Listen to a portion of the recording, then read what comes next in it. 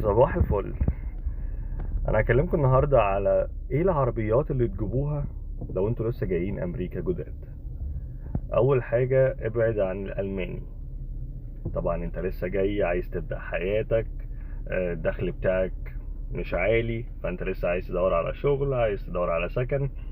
ابعد عن العربيات الالماني. خش خليك في الامان في الياباني. هاتلك مثلا تويوتا كورولا، تويوتا كامري قديمة شوية مثلا 2012 2013. هات اي حاجة ليها علاقة بتويوتا او هوندا.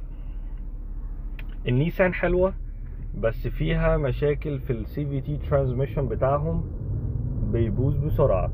الهانداي هي عربية كوري جميلة، بس هي والكيا مواترهم بتبوظ بسرعة ومشاكلهم كتيرة، رغم ان في ناس